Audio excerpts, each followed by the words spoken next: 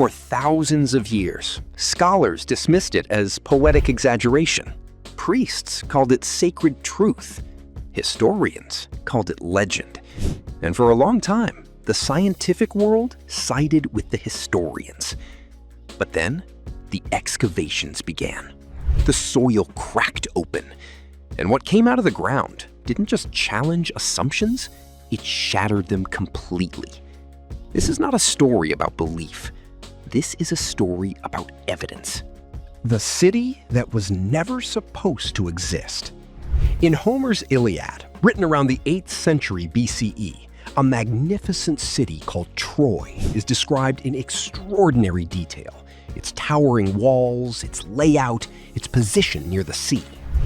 Ancient Greek and Roman writers treated Troy as historical fact, but by the 19th century, mainstream academia had decided it was a literary invention, a symbol, a myth. Then in 1868, a self-taught German archaeologist named Heinrich Schliemann traveled to northwestern Turkey to a hill called Hissarlik, based almost entirely on his careful reading of Homer. He believed the ancient text was not myth, it was a map. He dug, and he found walls. Enormous, ancient walls. Multiple layers of civilization stacked on top of each other. 9 cities built and rebuilt on the same site over thousands of years. The layer now identified as Troy 6 or Troy 7A, dating to around 1200 BCE, showed clear signs of violent destruction. Burned buildings, unburied human remains, bronze arrowheads still embedded in the fortification walls.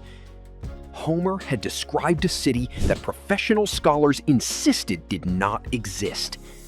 The ground proved otherwise. The flood that covered the world. Perhaps no story appears across more ancient cultures than a great flood.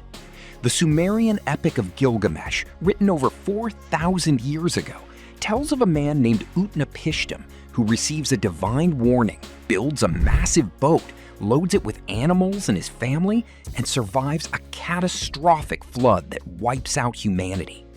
The parallels to the biblical Noah story are so striking that scholars long assumed one borrowed from the other. Either way, both were treated as allegory.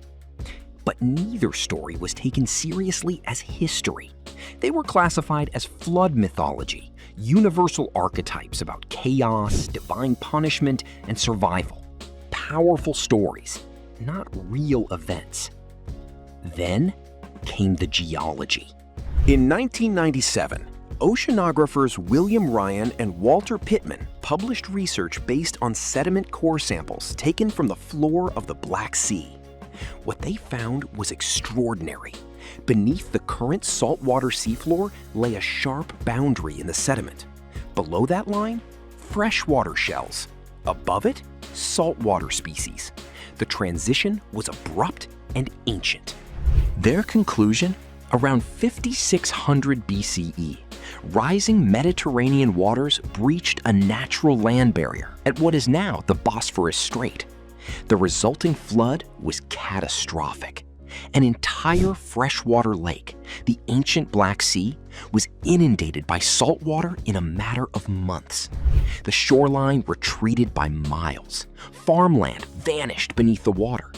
Human settlements that had existed for generations along that ancient lakeshore were swallowed whole.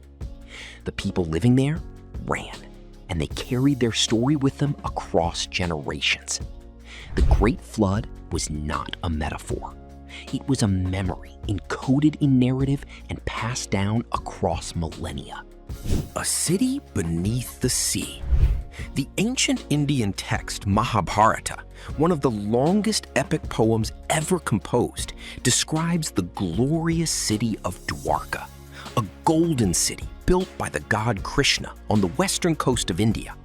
When Krishna died, the texts say, the sea rose and swallowed the city whole. Dwarka disappeared beneath the waves and was lost forever. For centuries, this was filed under mythology. Beautiful, spiritually significant mythology, but mythology nonetheless. In 1983, The Archaeological Survey of India began conducting marine excavations off the coast of modern Dwarka in the Gulf of Kambat, Gujarat. What their divers discovered stunned the archaeological community. Submerged beneath roughly 40 feet of water, they found the ruins of an ancient city.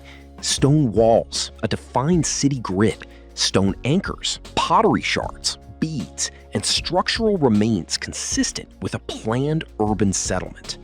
The ancient texts had placed a city exactly where archaeologists found one, beneath the same sea that the old stories described. The invisible enemy the ancients described? The ancient Athenian historian Thucydides wrote a precise clinical account of a plague that devastated Athens between 430 and 426 BCE. His description is hauntingly specific. Fever, reddened eyes, inflamed throat, sneezing, chest pain, violent vomiting, pustules on the skin, and intense, unquenchable thirst. He noted that it spread with terrifying speed, killed the young and physically strong with unusual efficiency, and that those who survived appeared to become immune. For over 2,000 years, historians debated what disease Thucydides had actually described. Typhus, smallpox, bubonic plague, measles? The debate remained purely academic because there was nothing physical to analyze, only words on ancient papyrus. Then, in 1994 and 1995, construction workers in Athens broke ground near Kerameikis, the ancient Athenian burial district. They uncovered a mass grave containing the skeletal remains of over 150 individuals, buried rapidly and without the usual ceremony. The burial patterns and the location matched the historical plague period precisely. Researchers extracted DNA from the dental pulp of the recovered teeth. The results, published in 2006, identified the pathogen with clarity: Salmonella enterica serotype typhi, the bacterium responsible for typhoid fever. Every symptom Thucydides had described matched the known clinical presentation of typhoid. He had written an accurate medical case study 2,400 years before the germ theory of disease existed. Scientists spent centuries debating what he meant. The bones confirmed what he wrote. The question worth asking now is not how many myths are secretly history. The question is how many stories we have not yet taken seriously. How many more sites sit beneath the soil or the sea, waiting for someone willing to believe the ancient voices enough to look? The answer is out there, buried, waiting to be found.